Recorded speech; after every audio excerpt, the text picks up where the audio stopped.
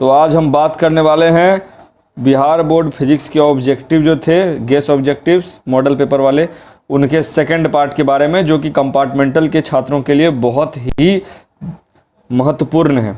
तो हम ऐसे ही ऑब्जेक्टिव्स की आज चर्चा करने वाले हैं और ये ऑब्जेक्टिव क्वेश्चंस आप जो कंपार्टमेंट के स्टूडेंट्स हैं वो और जो रेगुलर स्टूडेंट्स हैं उनके दोनों के लिए बहुत ही महत्वपूर्ण है। तो चलिए हम स्टार्ट करते हैं ऑब्जेक्टिव की श्रृंखला को। क्वेश्चन नंबर 22, चुंबक की ज्यामितीय लंबाई Lg और चुंबकीय लंबाई Lm में संबंध होता है। जी मैं आपको बताना चाहूँगा कि ये जो ज्यामितीय लंबाई है मतलब Lg और चुंबकीय लंबाई है, इस दोनों में क्या संबंध होता है। तो इसका आंसर आपको बहुत ही आसान है। ये आपने शायद पढ़ा होगा 6m = 5Lg, ठीक है। तो Lm बराबर होता है, आपको हम क्या करेंगे ना, देखो 6Lm बराबर 5Lg, तो Lm बराबर होता है, आप यहाँ इसको रहने तो यहाँ नीचे ले जाओ, बराबर 5/6Lg, ठीक है दोस्तों, 5/6Lg। तो बच्चों इसका जो हमारा आंसर हो जाएगा वो हो जाएगा 5/6Lg, या फिर अगर पॉइंट में बहुत बार लिखा हुआ रहता है तो 0.8Lg दिया हुआ रहता है। ये एक महत्वपूर्ण प्रश्न है, ये याद करने वाला है, ठीक है, ये लर्निंग क्वेश्चन है। तो इसका जो है करेक्ट आंसर इसका हो जाएगा आपको 5/6Lg, ठीक है। Lm बराबर 5/6Lg। इसका इंग्लिश में भी आप देख सकते हैं, यहाँ लिखा हुआ the relationship between geometrical length and magnetic length Lm is = 5/6Lg, ठीक है। तो ऑप्शन इसका डी हो जाएगा। आगे बढ़ते हैं। पानी तथा कांच का अपवर्तक क्रमशः 3/2 एवं 4/3 है। कांच से पानी में जाती हुई एक प्रकाश किरण के लिए क्रांतिक कोण होगा। Refractive index of water and glass is 3/2 and 4/3 respectively. The critical angle for a right light रे entering from glass into water is. ये क्या होगा दोस्तों? तो ये होता है, आपको मैं बताना चाहता हूं कि इस पे लिए डायरेक्ट फॉर्मूला अप्लाई होता है आपको, और ये फॉर्मूला कुछ इस प्रकार से है, sin थीटा बराबर n1/n2, ठीक है।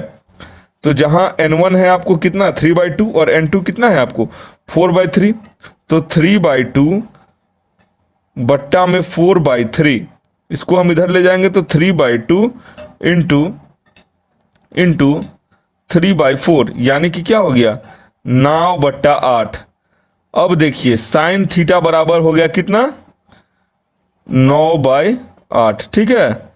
साइन थीटा है 9/8, यानी अगर हम साइन थीटा को रिवर्स कर दें, साइन थीटा को पलट दें, तो ये क्या हो जाएगा साइन इनवर्स 9/8 कह सकते हैं इसको।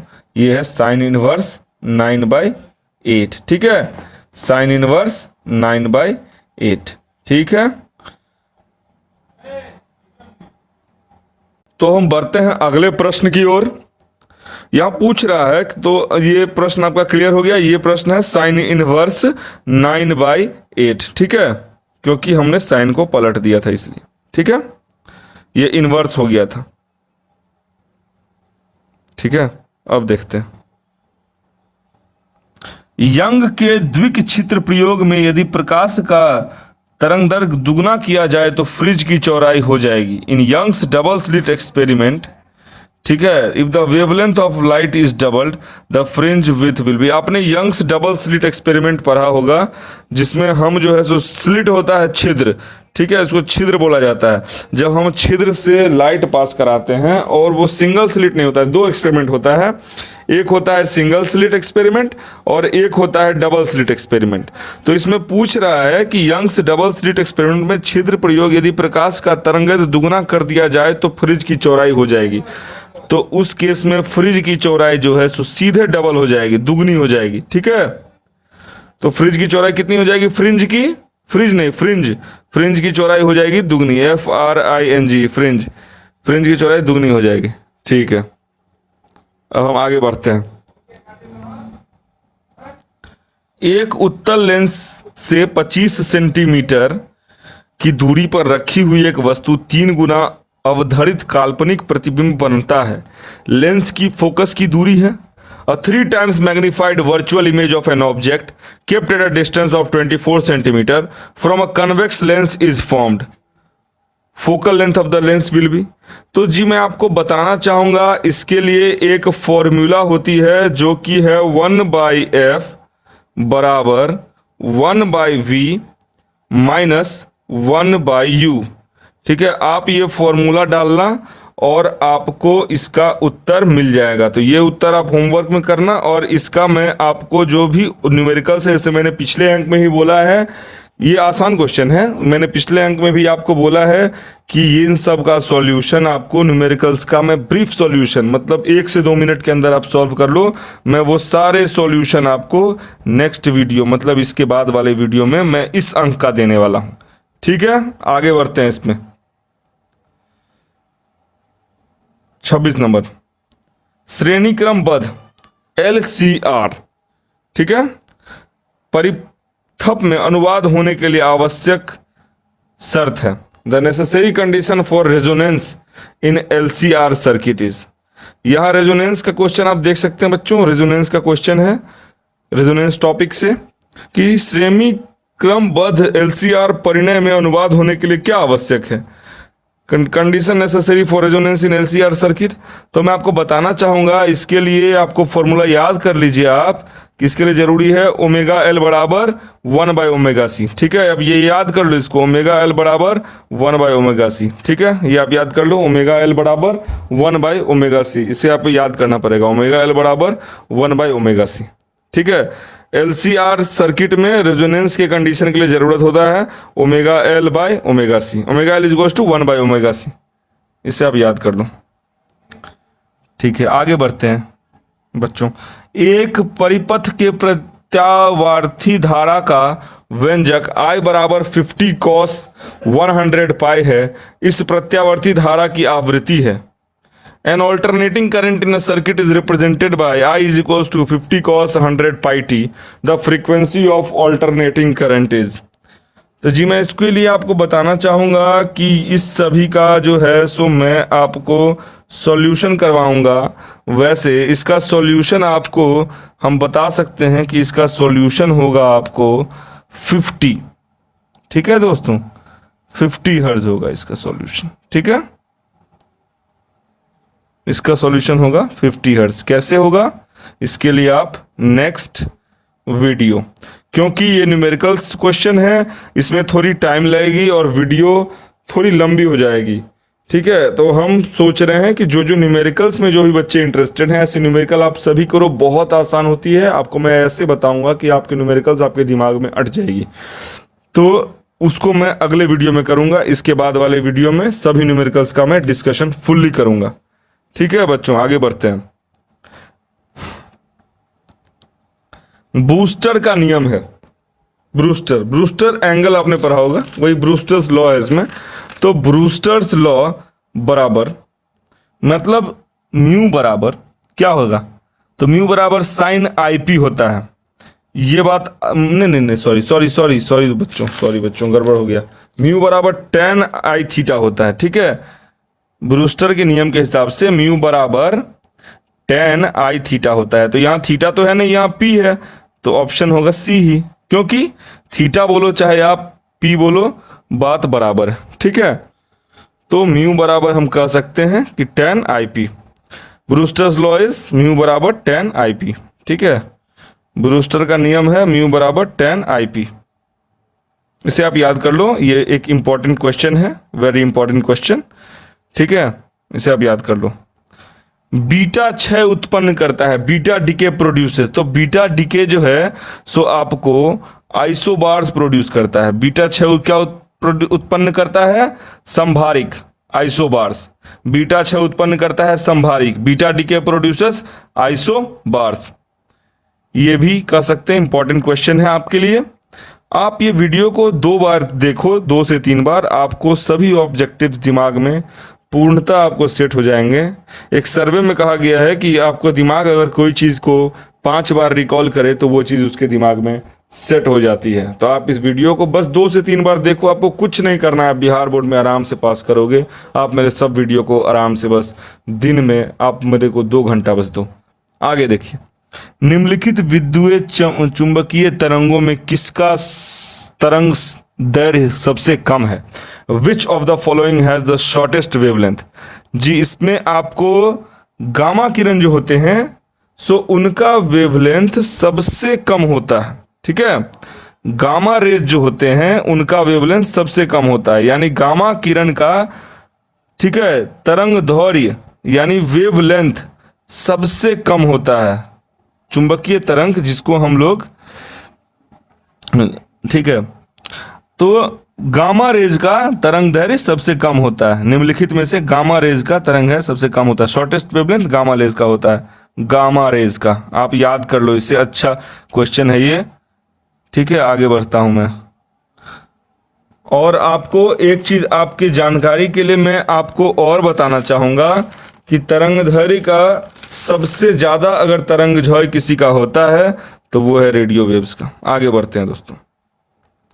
डी ब्रॉगली तरंग दैर्घ्य अल्फा, डी ब्रॉगली तरंग दैर्घ्य लैम्डा एवं संवेग पी के बीच संबंध है। The relation between de Broglie wavelength lambda and momentum is. जी दोस्तों, ये भी एक इंपॉर्टेंट क्वेश्चन है। ठीक है, अब ये क्वेश्चन कैसे बनेगा ये मैं आपको बताता हूं। तो इसके बीच में रिलेशन जो होता है वो होता है lambda is equals to h by p. ये याद करने वाला है। ठीक है, डी ब्रॉगली तो तरंग दैर्घ्य लैम्डा और संवेग पी के बीच संबंध होता है lambda is equals to h by p. Relation between de Broglie wavelength and momentum p is lambda is equals to h by p. आगे बढ़ते हैं हम लोग। ठीक है, ट्रांसफार्मर का कोर बनता है, जो आपको ट्रांसफार्मर होता है ना उसका कोर जो है सो सॉफ्ट आयरन यानी कि नरम लोहा से बनता है। ये इंपॉर्टेंट कोर्स है, क्वेश्चन है, इंपॉर्टेंट क्वेश्चन है ये आपको ट्रांसफार्मर से एक क्वेश्चन पूछा जाएगा। तो ट्रांसफार्मर का जो कोर होता है वो ऐसा कुछ होता है। ट्रांसफार्मर का कोर आप देख सकते हो, ऐसा कुछ होता है, एक पर एक कोर चिपका हो रहता है। आपने कभी रेडियो वगैरह आपके घर में खुली होगी तो आपने देखा होगा, तो वो जो है सो वो सॉफ्ट आयरन की बनी हुई होती है। ट्रांसफार्मर्स के जो कोर होते हैं वो सॉफ्ट आयरन यानी नरम लोहा का बना हुआ होता है। ठीक है, ट्रांसफार्मर का कोर जो है सो वो सॉफ्ट आयरन यानी कि नरम लोहे का बना हुआ होता है। ठीक है, ट्रांसफार्मर का कोर सॉफ्ट आयरन का बना हुआ होता है यानी नरम लोहे का बना हुआ होता है। आगे बढ़ते हैं। निम्नलिखित में से कौन विद्युतीय क्षेत्र से त्वरित नहीं होता? विच of the following is not accelerated by electric field? तो मैं आपको बताना चाहूंगा कि न्यूट्रॉन जो है वो एक्सिलरेटेड नहीं होता इलेक्ट्रिक फील्ड के द्वारा। न्यूट्रॉन विद्युतीय क्षेत्र से त्वरित यानी एक्सिलरेटेड नहीं होता है न्यूट्रॉन, क्योंकि न्यूट्रॉन पे कोई चार्ज नहीं होता है। तो न्यूट्रॉन जो है सो विद्युतीय क्षेत्र से त्वरित यानी कि एक्सिलरेटेड नहीं होता है। बहुत इंपॉर्टेंट क्वेश्चन है, न्यूट्रॉन विद्युतीय क्षेत्र से त्वरित यानी कि एक्सिलरेटेड नहीं होता है। ठीक है, आगे बढ़ते हैं। दो परमाणुओं की परमाणु संख्या का अनुपात 1:27 है, उनकी नाभिकीय त्रिज्याओं का अनुपात है। The ratio of atomic number of two atoms is 1:27। Ratio of their nuclear radius is. जी, मैं इसमें आपको बताना चाहूंगा कि ये अगर ऐसा प्रश्न आपके सामने आता है तो आप इसमें डायरेक्ट ऐसे कर सकते हो। अगर इस तरह का क्वेश्चन आता है तो 1:7 मतलब कितना हुआ? 1/27। इसका आप 1/27 को का अगर आप क्यूब रूट निकाल दो, ठीक है, तो 1 का क्यूब बाई 3 का क्यूब कर देंगे ना, तो 3 तिया 9, 9 तिया 27 होगा। तो E बराबर होगा 1/3 यानी कि 1:3। ठीक है, 1:3 यानी कि इसका अनुपात है 1:3। Ratio of atomic number of two atom is 1:27। The ratio of their nuclear radius is, तो उनके न्यूक्लियर रेडियस का जो रेशियो है वो होगा 1:3। ठीक है, तो 1:3 पे मारेंगे दोस्तों। आगे बढ़ते हैं। भू तरंगों के लिए आवृत्ति होनी चाहिए।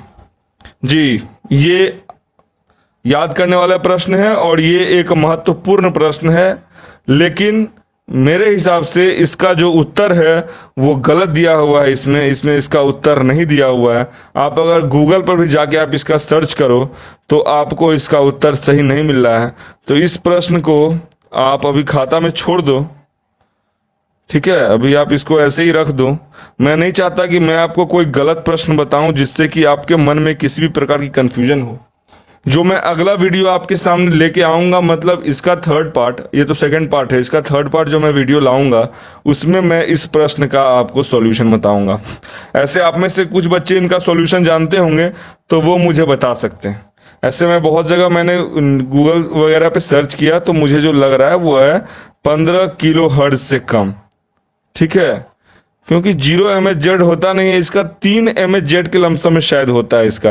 तो 15,000 किलो हर्ट्ज जो है सो उसी से कम होगा ना, क्योंकि ये लिखा हुआ 10 के पावर 5 MHz से अधिक, तो ये तो गलत है।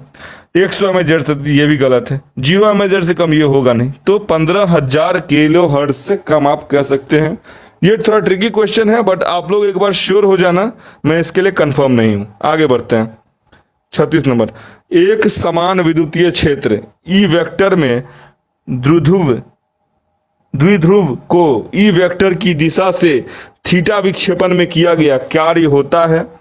Work done in deflecting an electric dipole through an angle theta parallel to electric field E is uniform electric field E vector is. तो जो इसका जो उत्तर होता है दोस्तों वो होता है आपको W बराबर P इंटू ई 1 माइनस कॉस थीटा, ठीक है, W बराबर P इंटू ई 1 माइनस कॉस थीटा। इसका सही उत्तर है W बराबर P इंटू ई 1 माइनस कॉस थीटा। ये भी एक याद करने वाला ही क्वेश्चन है, फॉर्मूला है, आप इसे बहुत ही आसानी के साथ याद कर सकते हो। आप ये वीडियो के थ्रू 2 से 3 बार जाओ दोस्तों। और अगर आपने अभी तक इस चैनल को सब्सक्राइब नहीं किया है मेरे स्टूडेंट्स, तो प्लीज़ आप इसको सब्सक्राइब कर दो, जिससे कि मैं इस तरह का वीडियो लाता रहूं। अभी आप इस चैनल पे बहुत सारे ऐसे सर हैं जो पढ़ाने के लिए आएंगे आपको विभिन्न विषयों का, वो जो जानकार हैं वो सब पढ़ाएंगे। जैसे आपको फिजिक्स और बायो मैं पढ़ाऊँगा, आपको केमिस्ट्री कोई और सर पढ़ाएंगे, और बायो और फिजिक्स ये मतलब आपको मैथ कोई और सर पढ़ाएंगे, और इंग्लिश वगैरह का भी हम लोग प्रॉपर यहाँ प्रबंध कर रहे हैं। तो हम आगे बढ़ते हैं। इसमें एन टाइप के अर्धचालक में मुख्य धारा वाहक होते हैं। The majority current carrier in N type of semiconductor is. तो n type of semiconductor में जो मुख्य धारा वाहक होते हैं वो होते हैं आपको क्या होते हैं, एन टाइप अर्धचालक में मुख्य धारा वाहक क्या होते हैं ये पूछा जा रहा है इसमें। तो इसमें जो मुख्य धारा वाहक होते हैं, सिंस सेमीकंडक्टर है तो मुख्य धारा वाहक होंगे electron. N type of semiconductor में मुख्य धारा वाहक होते हैं इलेक्ट्रॉन, ठीक है। एन टाइप ऑफ सेमीकंडक्टर में मुख्य धारा वाहक क्या होते हैं, इलेक्ट्रॉन होते हैं। आगे बढ़ते हैं। Majority current carrier in N type of semiconductor is electron. मैं हिंदी और इंग्लिश दोनों में देता हूं, आप देख सकते हैं। निम्नलिखित में से किसकी बेघन क्षमता महत्तम है, मतलब विच of the following has maximum penetrating power. तो ये मैं आपको बताना चाहूंगा, जो मैक्सिमम पेनिट्रेटिंग पावर होती है वो बीटा रेज की सबसे ज्यादा होती है, ठीक है। बट यहाँ बीटा रेज नहीं दिया हुआ है, यहाँ अल्फा किरणें दी हुई हैं, एक्स किरणें दी हुई हैं, कैथोड किरणें दी हुई हैं, गामा किरणें दी हुई हैं। तो इन सबों की जो है सो क्षमता अल्फा किरणें से कम है, इसलिए हम अल्फा किरणें यहाँ के लिए बेस्ट ऑप्शन है। वैसे सबसे ज़्यादा बीटा किरणें की होती है। आपको मैं याद दिला देना चाहता हूँ, अगर ऑप्शन में फिर से कभी ऐसा क्वेश्चन आता है भविष्य में जिसमें कि आपको ये दिया हुआ रहेगा और पूछेगा और वहाँ बीटा दिया हुआ रहेगा और महत्तम पूछेगा, तो आप बीटा पे मारोगे, ठीक है। लेकिन अभी यहाँ निम्नलिखित में अल्फा किरणें का महत्तम होता है, ठीक है, और सबसे ज़्यादा बीटा किरणें का होता है। मैक्सिमम पेनिट्रेटिंग पावर मतलब बेघन क्षमता। आगे बढ़ते हैं। तत्व X20284 का एक नाभिक पहले अल्फा कण और फिर बीटा कण उत्सर्जित करता है। ये जो है आपको रेडियो एक्टिविटी का क्वेश्चन है, ठीक है। तो इस क्वेश्चन का एक्सप्लेनेशन मैं आपको नेक्स्ट वीडियो में दूंगा। वैसे अभी के लिए मैं आपको बता दूं कि इसकी मतलब क्या पूछ रहा है, atomic number of resultant nucleus. तो एटॉमिक नंबर रिजल्टेंट न्यूक्लियस का जब पूछेगा ना, तो जो नीचे वाला पार्ट जो है इसका 84, उसमें से हम 1 माइनस कर देंगे तो कितना हो गया, 83 हुआ। तो 83 इज द करेक्ट आंसर। लेकिन इसका मैं आपको पूरा विस्तृत कैसे निकालना है, ठीक है, क्योंकि इसमें एक तरह का ही क्वेश्चन नहीं आता है, इसमें बहुत सारा ऐसा है कि थोड़ा ट्रिकी टाइप का क्वेश्चन आता है, वो भी आपको इसमें निकालनी होती है। तो उसके लिए मैं अगला वीडियो आपको प्रोवाइड करने वाला हूं, और सब इस और भी क्वेश्चन इसके टाइप के होते हैं, तो उस वो बताने के लिए तो आप अगला वीडियो इसके अंक का अगला जरूर देखें। आपको मैं यकीन दिलाता हूं कि आप ज़्यादा से ज़्यादा न्यूमेरिकल आप कर पाओगे। अब हम आते हैं 40 नंबर प्रश्न की ओर। पूर्ण तरंगी दृष्टिकरण में यदि निवेश आवृत्ति 50 हर्ज है तो निर्गम आवृत्ति क्या होगी। In full wave rectification of input frequency is 50 हर्ज, the output frequency will be, तो इसमें 50 हर्ज ही होगी, ठीक है। जितनी इनपुट फ्रीक्वेंसी होती है फुल वेव रेक्टिफिकेशन में, उतनी ही आउटपुट फ्रीक्वेंसी ही होती है, ठीक है। तो इसकी ऑप्शन होगी 50 हर्ज। अगर यहाँ 40 रहता तो यहाँ भी 40 रहता, 30 रहता तो यहाँ भी 30 रहता, ठीक है। पूर्ण तरंगी दृष्टिकरण में यदि निवेश आवृत्ति 50 हर्ज है तो निर्गम आवृत्ति 50 हर्ज ही होगी, ठीक है। फुल वेव रेक्टिफिकेशन में इनपुट फ्रीक्वेंसी 50 हर्ज है तो आउटपुट फ्रीक्वेंसी भी 50 हर्ज ही होगी। आगे बढ़ते हैं। फुल वेव रेक्टिफिकेशन आप लोग याद रखना। किसी परिपथ का प्रतिरोध 12 ओम है, ओम, तथा प्रतिबाधा 15 ओम है, परिपथ का शक्ति गुणांक होगा। The resistance and impedance of any circuit is 12 ohm and 50 ohm respectively. The power factor of the circuit will be.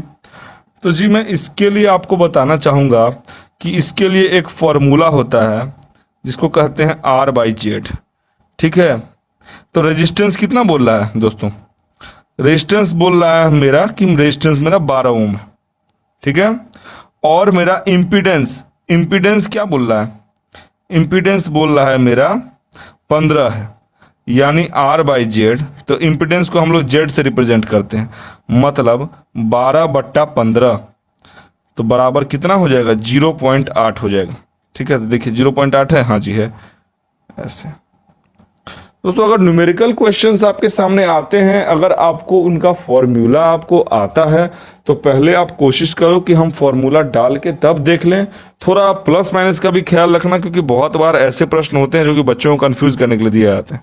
तो जी हाँ बच्चों, किसी परिपथ का प्रतिरोध 12 ओमेगा तथा प्रतिबाधा 15 है, परिपथ का शक्ति गुणांक होगा 0.8। आप बिल्कुल सही हैं। चलिए आगे बढ़ते हैं। प्रकाश तरंगों के संरचन में दोलन तल की दिशा तथा ध्रुवन तल की दिशा के बीच कोण है। In transmission of light wave the angle between plane of oscillation and plane of polarisation is. तो बताना चाहूंगा प्लेन ऑफ ऑक्सीलेशन और प्लेन ऑफ पोलराइजेशन, इस दोनों के बीच का जो एंगल होता है ना, वो होता है कितना, 90 डिग्री। ये आप याद रख लो। प्लेन ऑफ ऑक्सीलेशन यानी कि ध्रुवन तल दिशा तथा दोलन तल दिशा, दोनों के बीच का जो कोण है वो है 90 डिग्री, ठीक है। ध्रुवन तल दिशा और दोलन तल दिशा के बीच का कोण है 90 डिग्री, यानी कि angle between plane of oscillation and plane of polarisation is 90 degree. दोस्तों आपको अगर ये वीडियो अच्छा लगा बच्चों, तो आप लोग इस चैनल को प्लीज़ सब्सक्राइब कर दो और बेल आइकन को प्रेस कर दो, जिससे कि जब मैं ये वीडियो बनाऊं तो आप लोगों को सबसे पहले नोटिफिकेशन जाए। और जितना अधिक से अधिक मात्रा में हो सके आप अपने दोस्तों को शेयर करो, क्योंकि मैं चाहता हूँ कि ये जो शिक्षा है वो हर एक के घर तक पहुँचनी चाहिए, क्योंकि मैं भी एक बहुत गरीब फैमिली से बिलोंग करता हूँ, तो मुझे पता है कि शिक्षा का महत्व क्या होता है। तो दोस्तों मैं उम्मीद करता हूँ आप लोग इसको आप शेयर करोगे और हर एक तक शिक्षा पहुँचाने में मेरी